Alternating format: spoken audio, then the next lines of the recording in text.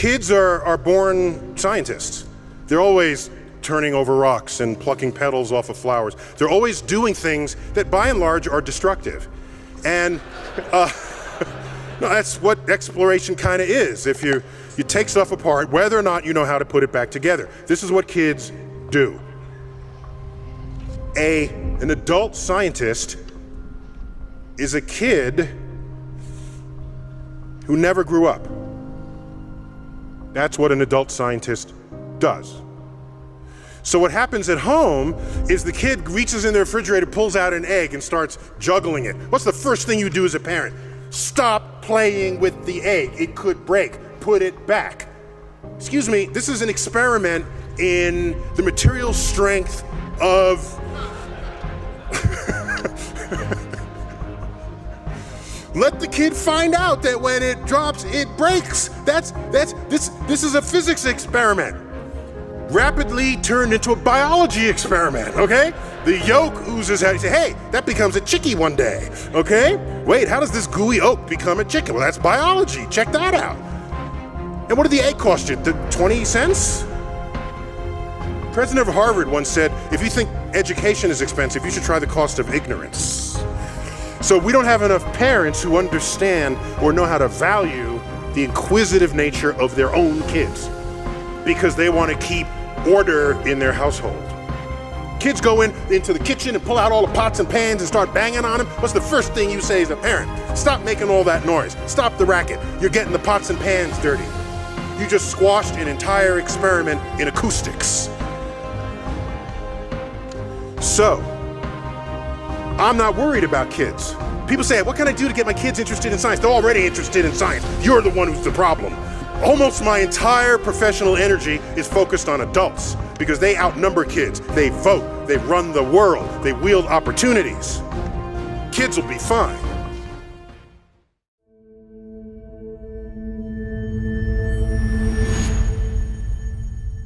This is the greatest lesson for parents. No one really truly loves anyone. Everyone loves conditionally. Most love is conditioned, control-based, and fear-based. It's all about the self. So we live off prescriptive checklists and believe that if we don't follow that checklist, then we are somehow lesser than.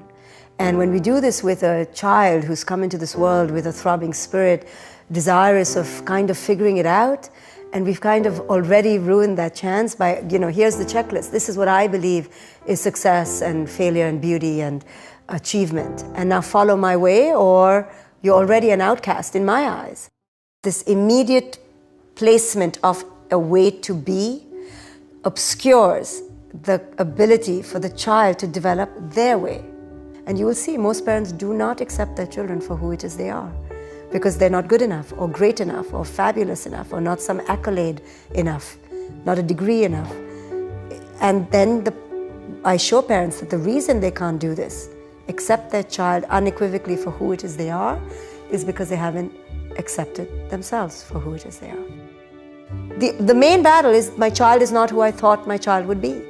Either not a superstar soccer player or a fantastic pianist or obedient, genuflecting little servant, Most parents who are raised on a diet of overachievement, on doing, have a very hard time understanding that their drive is not organic necessarily, but coming out of their inadequacy, their fear, their lack. They've just been indoctrinated to compensate for this, and they've never fully healed from their encountering their ordinariness. And so when I say that that's what's driving you, and then they get in touch with their little boy or little girl who truly felt ordinary and not good enough in that ordinariness, that's when the epiphany occurs. So then I make them see how it's now being projected onto the child. Don't do this to your child. Your child is okay and whole in their ordinariness. The child doesn't need more to feel more of themselves. They didn't come with this egoic desire to attach to PhDs or labels or judgments or wealth to feel themselves. Children feel themselves just by who it is they are. They have the simplest access to wholeness. We rob them of this. To truly love someone, it's truly loving the other for who it is they are, with no you in the picture. They don't have to love you back, they don't have to need you, they don't have to agree with you, they don't have to adhere to you. Now try loving your child for who it is they are.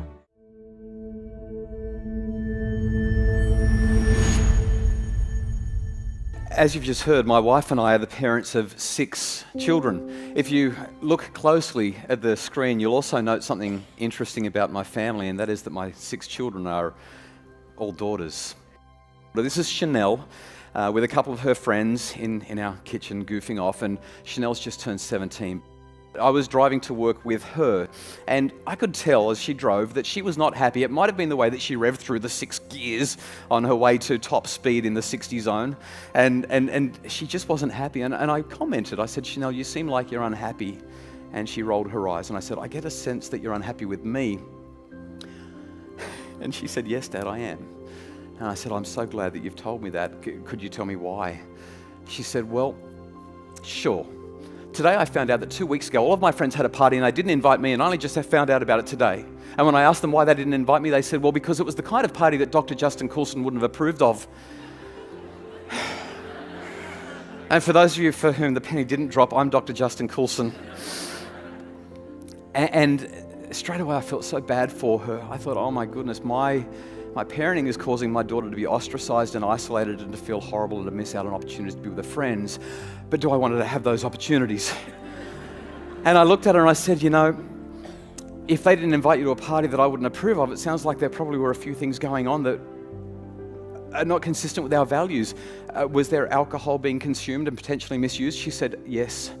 I said, were there other drugs being consumed and potentially misused? She said, almost certainly. I said, were people disappearing into rooms for intimate encounters that they may or may not regret the next day? She said, possibly. I said, well, I'm really glad you weren't there. And so I said, do we need to revisit the rules? She looked at me, she said, Dad, I know why we have the rules. I've been part of the conversations, remember? I said, okay. I said, I want to ask you a tough question. You're nearly an adult. You're a year and a bit off being an adult. Now, I think these are good rules, but do we need to rethink the rules? And then I waited and my heart pounded. And eventually she said, Dad, I don't like the rules. And my heart stopped. And I said, And I started to think of how to respond. And as I was thinking, she jumped in and added something else for me. She said, right now, Dad, I don't like the rules one little bit. But they're good rules. I think we should keep them. This is the kind of line that every parent dreams of hearing from their kids. The heavens opened and the angels started singing, and I just wanted to hug her. I was like, yes. If you paid attention to the story, you don't get it by saying, well, damn it, they're good rules and I expect that you will keep them. That's part of being in this family. That's called control. And that's not how we get to this point. Instead, we get it through this thing called autonomy. Force creates resistance. But great relationships build autonomy, which allows us to leverage trust, which builds massive influence. Thank you.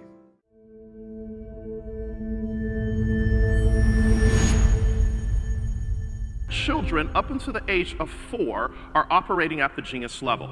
The same group of children were studied in their early 20s, and only 10% were still operating at the genius, or what I call the brilliance level.